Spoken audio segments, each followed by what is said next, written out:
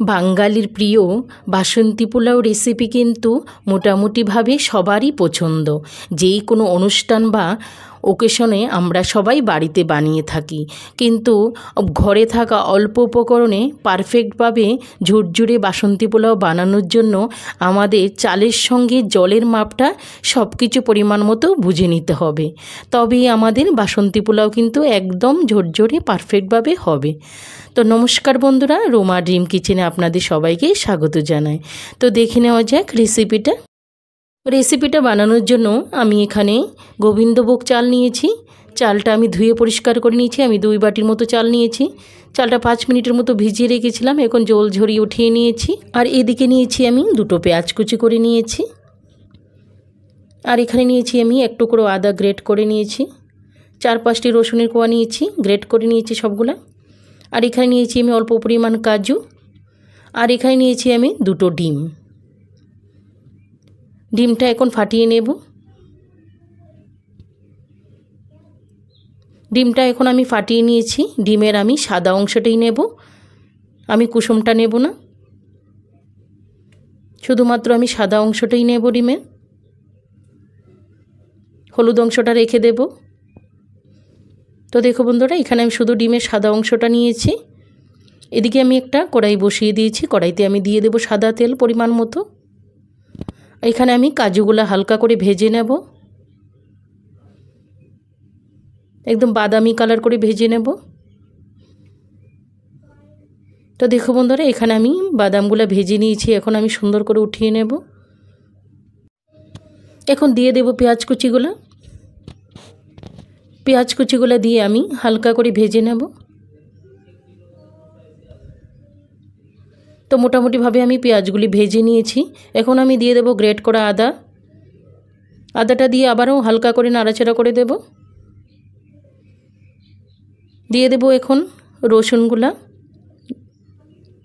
রসুনটা দিয়ে আমি সুন্দর করে আবারও হালকা করে ভেজে নেব। তো মোটামুটিভাবে আমার ভাজা হয়ে গেছে। এখন আমি ডিমের সাদা অংশটা দিয়ে দেব। দিয়ে আমি সুন্দরভাবে হালকা করে উল্টে পাল্টিয়ে নাড়াচাড়া করে ভেজে নেব। তো দেখো বন্ধুরা, মোটামুটিভাবে আমার সবগুলো ভাজা হয়ে গেছে। একদম হালকা করে আমি ভেজে নিয়েছি। এখন আমি দিয়ে দেব চাউলটা। অল্প অল্প করে সবগুলো চাউল আমি দিয়ে দিয়েছি। এখন আমি হালকা করে নাড়াচাড়া করে দেব উল্টিয়ে পাল্টিয়ে। তো দেখো বন্ধুরা, সুন্দরভাবে আমি নাড়াচাড়া করে দিয়েছি। এখন আমি পরিমাণ মতো 1 চামচ পরিমাণ হলুদ গুঁড়ো দিয়ে দেব। দিয়ে সুন্দরভাবে আমি চাউলটা সুন্দরভাবে ভেজে নেব। উল্টিয়ে পাল্টিয়ে সুন্দরভাবে একদম ভালো করে ভেজে নেব। 5 মিনিটের মতো ভেজে নেব। তো দেখো বন্ধুরা, এখানে আমার চাউলটা ভাজা হয়ে গেছে। এখন আমি 1 চামচ পরিমাণ ঘি অ্যাড করে দেব। ঘিটা দিয়ে আমি আবারও হালকা করে নাড়াচাড়া করে দেব। তো দেখো বন্ধুরা, খুব সুন্দরভাবে আমি নাড়াচাড়া করে ভেজে নিয়েছি। আমার সুন্দরভাবে চাউলটা ভাজা হয়ে গেছে। এখন আমি জলটা অ্যাড করে দেব। আমি চাল নিয়েছি 2 বাটি পরিমাণ। এখন আমি 4 বাটি পরিমাণ জল অ্যাড করে দেব। জলটা আমি কুসুম গরম নিয়েছি। তো দেখো বন্ধুরা, আমি পরিমাণ মতো জল দিয়ে দিয়েছি। জলটা দিয়ে আমি সুন্দরভাবে হালকা করে নাড়াচাড়া করে দেব। দিয়ে দেব 3টা এলাচি। এখন আমি স্বাদ মতো পরিমাণ মতো লবণটা অ্যাড করে দেব। দিয়ে আবার সুন্দর করে নাড়াচাড়া করে দেব। এখন আমি 10 মিনিটের মতো ঢাকা চাপা দিয়ে কুক করে নেব। তো দেখো বন্ধুরা, আমার 10 মিনিট হয়ে গেছে, সুন্দরভাবে কুক হয়ে গেছে। তো দেখো বন্ধুরা, কত সুন্দরভাবে চালটা একদম সুন্দর করে হয়ে গেছে, কত সুন্দরভাবে হয়ে গেছে। এখন আমি হালকা করে নাড়াচাড়া করে উল্টিয়ে পাল্টিয়ে দিয়ে দেব কাজুগুলা। আর দিয়ে দেব এখানে স্বাদ মতো চিনি।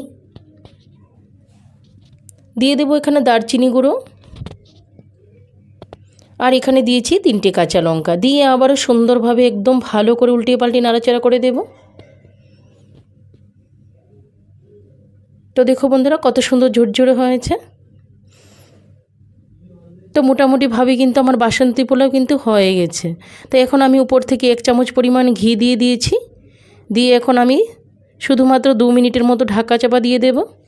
তো দেখো বন্ধুরা কত সুন্দরভাবে পারফেক্টভাবে তৈরি হয়ে গেল। ঝটপটে ঘরে থাকা অল্প উপকরণে একদম সুন্দরভাবে হয়ে গেল আমার বাসন্তী পোলাও রেসিপি। তো বন্ধুরা এই বাসন্তী পোলাও রেসিপির সঙ্গে কিন্তু চিকেন কষা, মটন কষা কিংবা আলুর দম হলে অনেক দুর্দান্ত হয়। তো দেখো বন্ধুরা কত সুন্দরভাবে একদম অল্প উপকরণে ঝটপটে হয়ে গেল বাসন্তী পোলাও রেসিপি, একদম ঝরঝরে হয়েছে। তো বন্ধুরা দেরি না করে এক্ষুনি বানিয়ে ফেলুন। এখন আমি সুন্দরভাবে পোলাওটা একটা প্লেটে উঠিয়ে নেব। তো দেখো বন্ধুরা কত সুন্দর ঝরঝরে হয়েছে। তো বন্ধুরা রেসিপিটা কেমন লাগলো ছোট্ট একটা কমেন্ট করে জানাবেন। আর যদি ভালো লাগে লাইক, শেয়ার, সাবস্ক্রাইব করে আমার পাশে থাকা অল অপশনটি ক্লিক করে দেবেন, যাতে করে সবার প্রথমেই আপনার কাছে নোটিফিকেশন চলে আসে। দেশের বাইরে যে যেখান থেকে ভিডিওটি দেখছেন তাদেরকে অসংখ্য ধন্যবাদ জানাই। আর আমার প্রিয় পুরনো বন্ধুদেরকেও অনেক অনেক ধন্যবাদ। তো বন্ধুরা আজকে এই পর্যন্ত, আবার দেখা হবে নতুন কোনো রেসিপিতে। সবাই ভালো থাকেন, সুস্থ থাকেন, সবাইকে অসংখ্য ধন্যবাদ। Bye bye.